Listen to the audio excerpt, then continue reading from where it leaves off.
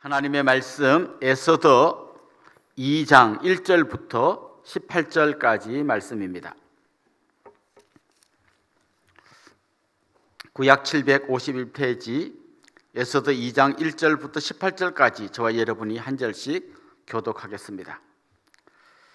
그 후에 아하수에로 왕의 노가 그침에 와스디와 그가 행한 일과 그에 대하여 내린 조서를 생각하거늘 왕의 측근 신하들이 아뢰되 왕은 왕을 위하여 아리따운 처녀들을 구하게 하시되 전국 각 지방의 관리를 명령하여 아리따운 처녀를 다 도성 수산으로 모아 후궁으로 들여 궁녀를 주관하는 넷이 헤게의 손에 맡겨 그 몸을 정결하게 하는 물품을 주게 하시고 왕의 눈에 아름다운 처녀를 와스디 대신 왕으로 삼으소서 하니 왕이 그 말을 좋게 여겨 그대로 행하니라. 도성 수산에 한 유다인이 있으니 이름은 모르드게라. 그는 베냐민 자손이니 기스의 증손이요 시므이의 손자요 야일의 아들이라. 전에 바벨론 왕 느부갓네살이 예루살렘에서 유다 왕 여고냐와 백성을 사로잡아 갈 때에 모르드게도 함께 사로잡혔더라. 그의 삼촌의 딸 하닷사 곧 에스더는 부모가 없었으나 용모가 곱고 아리따운 처녀라. 그의 부모가 죽은 후에 모르드게가 자기 딸같이 양육하더라. 왕의 조서와 명령이 반포되매 처녀들이 도성 수산에 많이 모여 헤게의 수하에 나아갈 때에 에스더도 왕궁으로 이끌려가서 궁녀를 주관하는 헤게의 수하에 속하니 헤게가 이 처녀를 좋게 보고 은혜를 베풀어 몸을 정결하게 할 물품과 일용품을 곧 주며 또 왕궁에서 의뢰주는 7 궁녀를 주고 에스더와 그 궁녀들을 후궁 아름다운 처소로 옮기더라. 에스더가 자기의 민족과 종족을 말하지 아니하니 모르드게가 명령하여 말하지 말라 하였음이라. 모르드게가 날마다 후궁들 앞으로 왕래하며 에스더의 안부와 어떻게 될지를 알고자 하였더라. 처녀마다 차례대로 아하수에로 왕에게 나아가기 전에 여자에 대하여 정한 규례대로 12달 동안을 행하되 6달은 모략 기름을 쓰고 6달은 향품과 여자에게 쓰는 다른 물품을 써서 몸을 정결하게 하는 귀한을 마치며 처녀가 왕에게 나아갈 때는 그가 구하는 것을 다 주어 후궁에서 왕궁으로 가지고 가게 하고 저녁이면 갔다가 아침에는 둘째 후궁으로 돌아와서 비빈을 주관하는 넷이 시아스가스의 수하에 속하고 왕이 그를 기뻐하여 그의 이름을 부르지 아니하면 다시 왕에게 나아가지 못하더라. 모르드게의 삼촌 아비하일의 딸 곧 모르드게가 자기의 딸같이 양육하는 에스더가 차례대로 왕에게 나아갈 때에 궁녀를 주관하는 넷이 헤게가 정한 것 외에는 다른 것을 구하지 아니하였으나 모든 보는 자에게 사랑을 받더라. 아하수에로 왕의 제7년 10월 곧 데베르월에 에스더가 왕궁에 인도되어 들어가서 왕 앞에 나가니 왕이 모든 여자보다 에스더를 더 사랑하므로 그가 모든 처녀보다 왕 앞에 더 은총을 얻은지라. 왕이 그의 머리에 관을 씌우고 와스디를 대신하여 왕후로 삼은 후에 왕이 크게 잔치를 베푸니 이는 에스더를 위한 잔치라. 모든 지방관과 신하들을 위하여 잔치를 베풀고 또 각 지방의 세금을 면제하고 왕의 이름으로 큰 상을 주니라.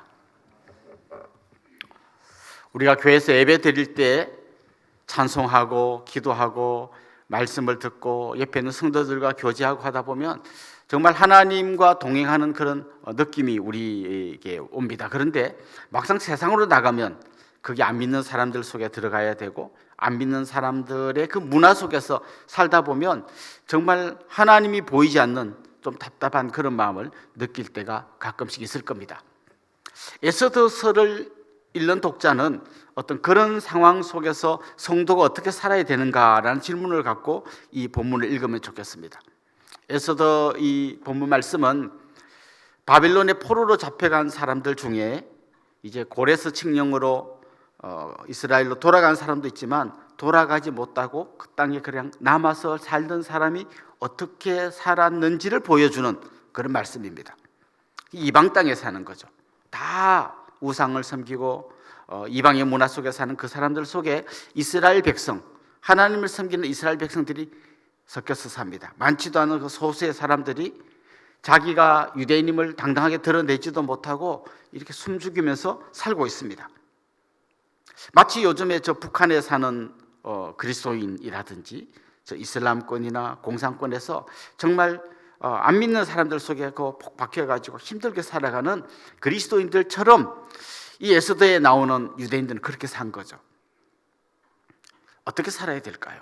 그 이방 문화에 동화돼도 안 되고, 그렇다고 그들에게 너무 튀게 막 나와도 안 되고, 그렇지만 믿음을 지켜야 되는 그 긴장 속에 사는 이 사람들의 모습, 이 모습이 어쩌면 오늘 이 시대에 이 세상을 살아가는 우리 성도들의 모습과도 좀 비슷하지 않을까 생각합니다. 이렇게 우리가 같이 모여 예배드릴 때는 마음껏 찬양할 수 있고 마음껏 기도할 수 있지만, 이제 당장 오늘 출근하거나 또 가족들, 안 믿는 가족들하고 섞이게 되면 너무 드러내지도 못하고 그들을 따라가지도 못하고 그 가운데서 긴장 속에 살아가지 않습니까? 그런데 에스더서는 분명히 말해줍니다. 하나님 잘 안 보이는 것 같은 세상에서도 하나님은 여전히 일하고 계시다라는 걸 보여줍니다. 에스더서를 처음부터 끝까지 다 읽어보면 하나님이란 말이 한 번도 안 나옵니다. 하나님이란 말이 한 번도 안 나온다고 하나님이 안 계신 게 아닙니다. 에스더서에는 수많은 우연처럼 보이는 일들이 계속 일어납니다.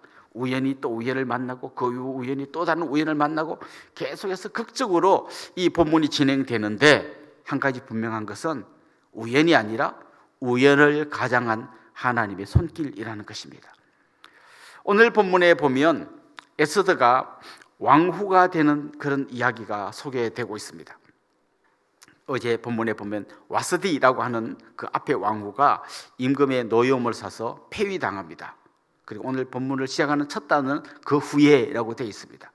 많은 성경학자들이 그 후에라면 며칠 후인지 몇 달 후인지 몇 년 후인지 잘 모르는데, 여러 가지 정황들을 맞추어 보면 한 4년 정도 지났을 거라고 생각합니다.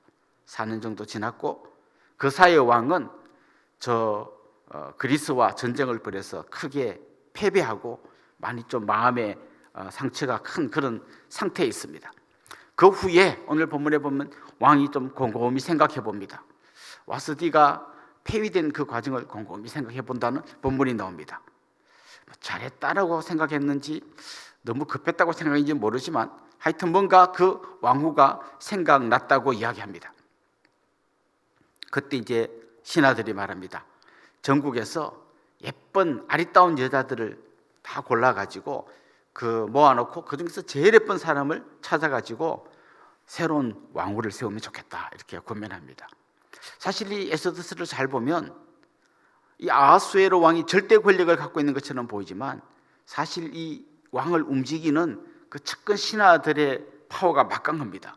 그들이 왕후를 폐위하는 과정에도 개입했고, 새로운 왕후를 세우는데도 그들이 이렇게 하는 게 좋겠습니다 해가지고 왕이 그래 알았다 하고 이렇게 갑니다. 나중에 유대인들 다 죽이자고 또 이야기할 때도 왕이 그래라 하고, 또 전부 다 그 태신들이 왕을 사실은 이렇게 움직이고 있습니다. 그러나 어쨌거나 겉으로 드러나는 절대 군주는 바로 이 아하수에로 왕입니다. 전국에 있는 예쁜 여자들을 다 모아가지고 그 중에서 뽑아가지고 왕후를 삼는다. 요즘 문화로 생각하면 말도 안 되는 이야기입니다. 말도 안 되는 이야기예요. 거기에 불려온 이 여인들은 도대체 자기가 무슨 미인대에 출전한 것도 아니고 그냥 또 예쁘니까 와 해가지고 다 붙들려 오는 겁니다. 그래서 한 명만 뽑히고 나머지는 그냥 평생 궁궐에서 갇혀가지고 궁녀처럼 살아야 되는 거죠. 그게 지금 에스더가 뽑혀서 갑니다. 이건 가문의 영광 이거 아닙니다. 미스 코리아 뽑힌 것도 아닙니다. 어떻게 보면 이 여인의 인생이 꼬이고 꼬이는 얘기예요. 그게 뽑혀 들어갑니다. 근데 나중에 어떻게 되냐면 결국 이 에스더 때문에 유다 민족을 구원하는 놀라운 이야기로 이어집니다. 결국 이 에스더서가 우리에게 보여주는 건 뭔가 하면 우연이란 건 없다는 거예요. 어쩌면 잘못된 뭐가 인생이 꼬이는 것처럼 보여도 결국은 하나님이 거기서 우리에게 놀라운 역사를 일으켜 준다라는 게 이 에스더의 교훈인 것입니다. 사실 이 에스더 안에는 기가 막힌 우연들이 많이 나옵니다. 제일 대표적인 뭔가 하면 이 에스더를 친딸처럼 키워준 모르드게라는 사람이 있는데, 모르드게가 어떤 집안 사람인지를 잠깐 소개하는데요. 모르드게의 증조부가 기스라고 나옵니다. 기스가 누군가 하면 사울 왕의 아버지예요. 그러니까 그 가문 사람이에요. 사울 왕 가문의 사람이 모르드게입니다. 근데 나중에 유대인들을 다 죽이려고 막 음모를 꾸민 하만이라는 사람이 나오잖아요. 그 하만이라는 사람은 아각이라는 사람의 후손입니다. 아각은 또 누구냐? 아각은 아말렉의 왕이었습니다. 사울이 아말렉을 치고 다 죽이라고 했는데 안 죽이고 아각을 살려갖고 왔잖아요. 왔다가 사무엘에게 크게 혼나고 결국은 그게 빌미가 돼서 나중에 사울 왕이 폐위됩니다. 그러니까 아말렉의 왕 아각의 후손과 사울의 후손이 나중에 이 페르시아에서 만난 거예요. 원수는 외나무 다리에서 만난다고 하는데 조상 때부터 철천지 원수끼리 만나갖고 서로 이렇게 죽고 죽이려고 하는 아주 치열한 싸움을 벌이는 이야기가 나오는 거죠. 계속 우연의 연속인 것처럼 보입니다. 하필이면 그 많은 아가씨들 중에 에스더가 뽑힙니다. 뽑힌 중에 또 에스더가 또 뽑힙니다. 결국 우리가 생각해야 될 건 뭔가 하면 하나님이 잘 보이지 않는 것 같은 이 세상에 살아가지만 하나님이 여전히 우리 가운데서 일하고 계십니다. 뿐만 아니라 하나님께서 하시는 일이 우연처럼 보이지만 거기는 다 하나님의 뜻과 손길이 숨어 있다는 겁니다. 나중에 에스더가 우연히 막 연결되고 어떻게 해서 궁궐에 가서 뽑히고 왕후가 된 것처럼 보이지만 그 자리에 에스더가 있어야 될 이유가 있었습니다. 민족을 살리는 중요한 일을 하기 위해서 거기 들어가 있었던 거죠.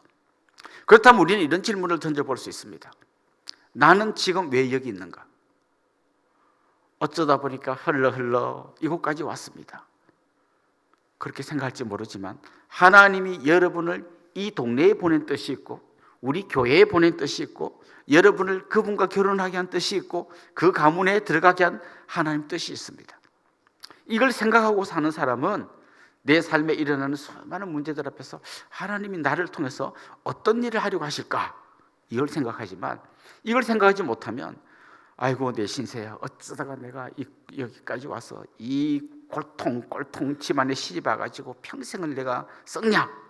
이렇게 사는 사람도 있고 하나님이 나를 이 가정에 이 가문에 보낸 뜻이 있다. 하나님 나를 이 화성 땅 남양읍까지 보낸 뜻이 있다. 이걸 생각하고 사는 사람은 하루의 삶이 완전히 달라지게 될 줄로 믿습니다.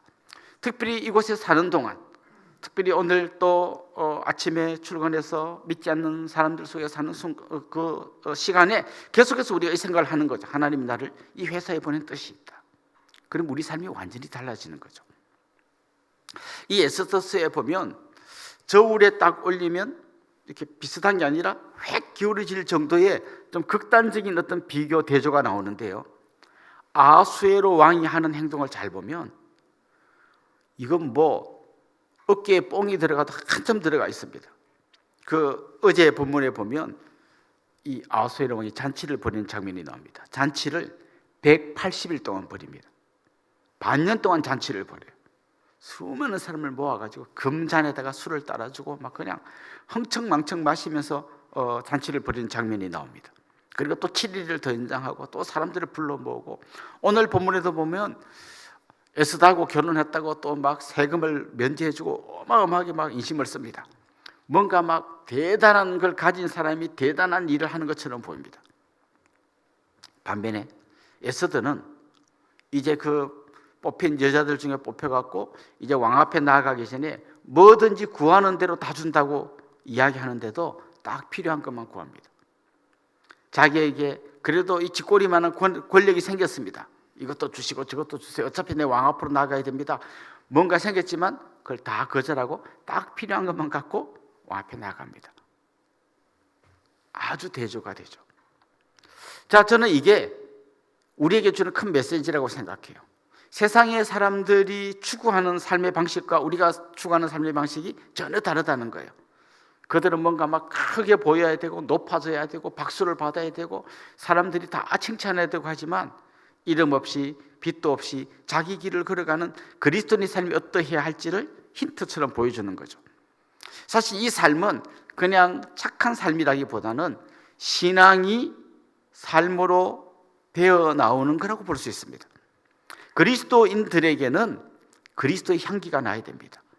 그 사람이 하는 말이나 겸손한 태도나 사람들을 섬기는 거나 그 모든 것이 그냥 착한 사람이어서가 아니라 내 속에 있는 그리스도께서 나를 감동시키시고 그게 내 삶 속에서 이렇게 향기처럼 계속 배어 나와야 되는 것입니다. 여러분이 바로 그리스도의 편지이고 그리스도의 향기가 되어야 할 줄로 믿습니다. 오늘 이 에스더서 본문은 안 보이는, 하나님이 잘 안 보이는 것 같은 이 세상에서 그리스도인이 어떻게 살아야 하는지를 이야기하고 있습니다. 우연처럼 보이는 그 상황 속에서도 끊임없이 하나님 일하심을 믿고 내가 이곳에서 어떻게 살아야 할지, 내가 왜 이 자리에 있는지를 질문하면서 그리스도의 향기를 품으며 살아가는 그런 귀한 여러분들이 될 수 있기를 주님의 이름으로 축원합니다. 기도드리겠습니다. 하나님 아버지, 하나님이 안 보이는 것 같은 세상 속에서도 하나님은 여전히 일하고 계시며 하나님의 그 놀라운 손길로 기적과 같은 일들을 만들어 가시는 줄로 믿습니다. 하나님, 왜 우리가 지금 이 땅에 있는지, 내가 왜 이 회사에 다니고 이 가정에 살고 있는지를 끊임없이 질문하게 하시고 하나님 앞에서 대답하며 살아가는 저희들이 되게 하여 주옵소서. 그리스도인으로서 주님의 향기를 풍기면서 사는 믿음의 사람들로 든든히 세워 주시옵소서. 감사하고 예수님의 이름으로 기도드립니다. 아멘.